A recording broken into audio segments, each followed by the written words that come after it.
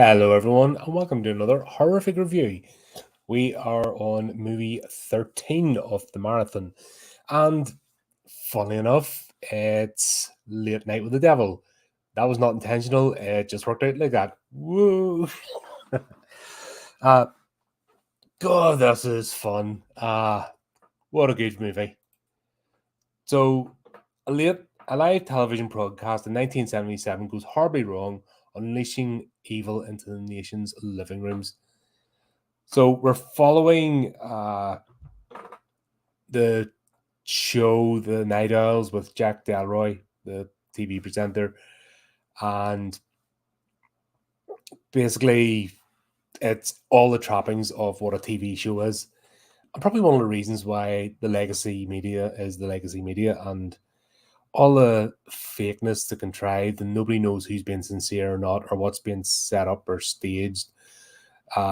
Even plants in the audience and the audience being questioned. All the stuff about TV is just laid bare.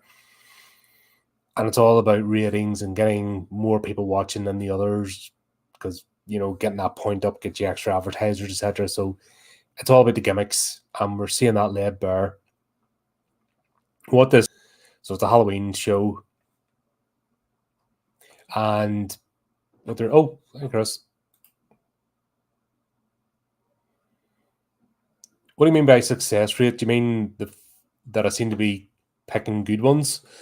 There's more good ones than bad ones in the list. Because it was a bit of a gamble. These have been sitting on my to watch list, as in to watch and review, for ages.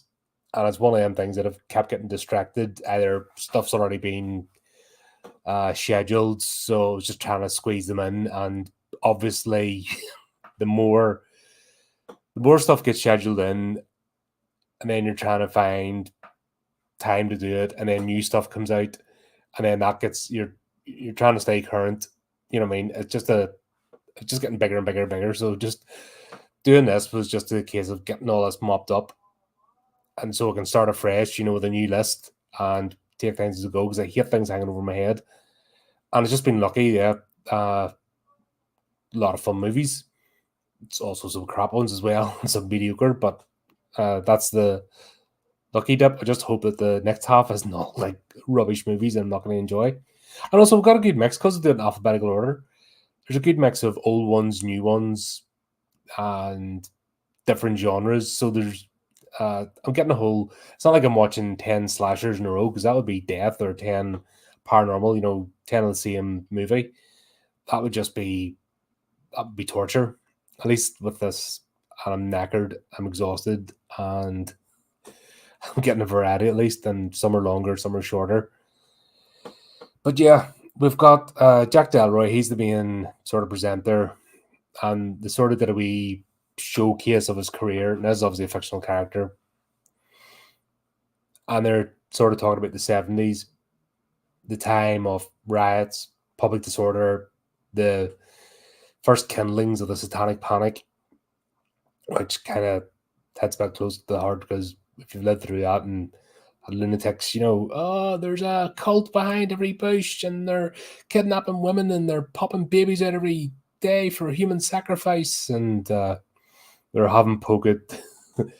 Let's say the Church of Abraxas, very similar to something I'm part of, and then they mixed it up with David Koresh. So that's what actually happened. All that shit was going on, and yeah, if you were anyway strange or kooky, or if you're a horror fan, worshiper, devil worshiper, burn them, pitchforks and burning torches. But like today, that's why I have the same revulsion to the woke movement today, because it's the same thing, just the other side. When you've been through the Satanic Panic and you're a weirdo and you stand out, everyone goes at you. In today's era, you've got the orthodoxy, and if you're a weirdo and you stand out, they go after you. People are dicks. At the end of the day, it doesn't matter what badge they wear or what flag they wave. People are dicks, and if the mob gets a chance to take somebody down and get fed every so often, a new sacrifice every day, they'll take it. They're the worst people, just the moblings. That's what they want. They want to be told what to think and say, and more importantly, especially when something preaches kindness and love. They want to know who to be mean to. It doesn't matter what side of the fence is or anything else. Just people are like that. You see it. So this is laying all this bare, and you can draw parallels today because it's exactly the same. 70s, 80s, there's exactly the same culture as it is today. It just wears a different mask. So look at it. The only difference, well, the legacy media is still the same. Look at the guests they have on, they get the contentious ones, they just want the argument. I'm going to see this with, God,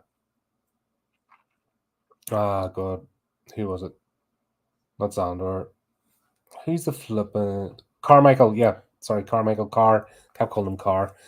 Yeah, he's the antagonist. Out the busy start arguments. Clickbait. He was the 70s version of clickbait. You've got him. You've got Jack Delroy, the polished. I will speak to you like this. And now for another message from our sponsors. We are so happy that you are here. Could you picture me getting on stream and getting on like that? Welcome to the HORRORific podcast. Every one of you means so much to me. Fucking get a grip. You know what I mean? I couldn't do that shit. Imagine being that fake and the whole stopping for makeup every 2 minutes. And, people are sick of it. That's why YouTube, everyone rather watch some idiot like me or loads of others, just shoot the shit because at least it's genuine. It's hard to fake. If you're on this all the time, you can't put on a persona. It's freaking impossible. You break yourself. Could you picture me after this? Like, I'm already getting close to being a gibbering idiot right now because I started this 9 p.m. last night. I'm nearly at the 24-hour stretch of doing this shit. And imagine having to put on a fake persona as well. That would be a killer. And that's what this show represents. Well, the late night owls. It's all about the fake niceness of the guest, and then when something goes wrong, in this case, when they bring Lily, the cult survivor, because that was always a thing of the Satanic Panic. There's always a cult survivor, and they were always telling the same stories of the rows of the pregnant ladies for the daily baby sacrifice that happened. And biologically, that's impossible. If you think about it, what goes into making one of them wee screaming, crying things, you can't just have the factory assembly as much as people want to think. But once again, that's all part of group in the talk about here, group hypnosis, group mania. People want to believe it. They want the manic episodes. They want to burn the witch. You know what I mean? It's a herd thing. It's comforting to know who the enemy is, where the danger is. It's our lizard brains. It's back to when we're roaming the plains, crawling in caves. Where's the mammoth the saber-toothed tiger, or where's what's going to eat us today? We're still, although being an apex predator, that's still there. Look at apex predators. Look at alligators, look at crocodiles, look at lions. They feel fear. They know danger and the worry of humans. Because that's, they're wary of other predators too. That's just nature. So yeah, there's people though that take advantage of that. They know how to play the game. And that's where these TV shows, they were massive phenomena in the 70s and 80s. TV was basically really taking hold in the 70s. Like, it's been around, but it's still like 1970. Not everyone had a TV in their room. And if they did have a TV, in their home, and if they did have a TV, it was the one TV in the living room. So it was, usually the parents' decision what was watched. There was a group, family thing, that one show. So there's a massive push to what channel you switched on, like on a Friday night TV. Friday night, 8 o'clock, you're fighting for the ratings because that's when all bums were in seats. And that's what the advertisers went for. But yeah, this all plays out. We meet Lily, and that's where it all focused around. But before then, with Christo, who's a psychic, and he does a bit of an act, and then he sort of throws a fit and projectile vomits, and that's the first case of something's not right here. And then we find out he dies in the way to the hospital, and then it's the whole thing with Lily and June, the doctor, parapsychologist doctor, who's basically taking her as her ward and working with her and talking with the demon, and that's what the whole show revolves around. What this does, this could have been like found footage or really meta, but what they did clever here was when they went the ad break, the screen goes in black and white, so it's showing everybody as they're acting between set, so they're talking to each other, have their conversations, so you're able to understand what you're watching. Because sometimes I think the mistake this could have made was went too meta, and it's hard to sort of process. Where at least this, you're watching a TV show, it's a dramatization, and then you're watching the bits when it fades to black and white, and they're talking to each other. It helps you suspend disbelief, and it helps you get on board that actually being there. I can't speak highly enough. This was a fantastic show. It was really gripping. It was just. And the whole thing, I don't want to spoil it. Obviously, you should watch this.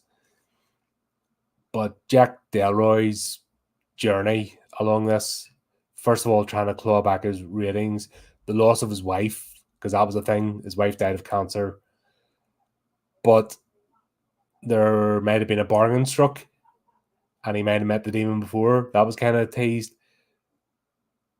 And then the thing just goes into utter chaos.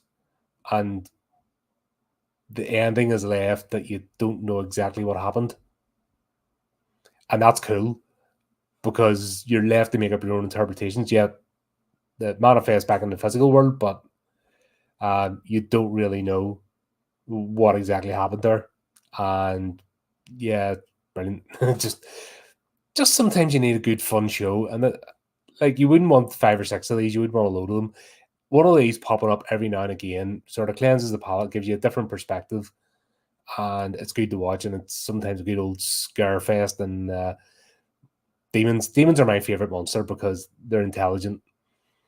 I don't like the daft monsters, and don't like ghosts, because ghosts don't really offer me anything. That's why I'm not really a big fan of paranormal stuff and ghost stories, because ghosts are stupid. They don't communicate. At least demons are fully aware, and they're manipulative, and you can see that they're up to mischief and they're playing with you, and that's cool. You know what I mean? It's frightening, because if something has that power and it's toying with you, it could wipe you out at any moment, but it doesn't want to. It wants to play with its food. What's scarier than that? But yeah, all in all, fun movie. Glad I watched it. Unfortunately, just because of scheduling, Cameron and I were planning to do it, but it came out in America like a month before we got it in the UK, and it just messed up the whole schedule. It's bloody annoying. But at least I got to see it now, and we'll probably reference it at some point. It's one of the movies. You can watch this again. This is definitely a rewatchable one, and you can get a lot of fun out of it. But anyway, onwards and upwards. That is that one.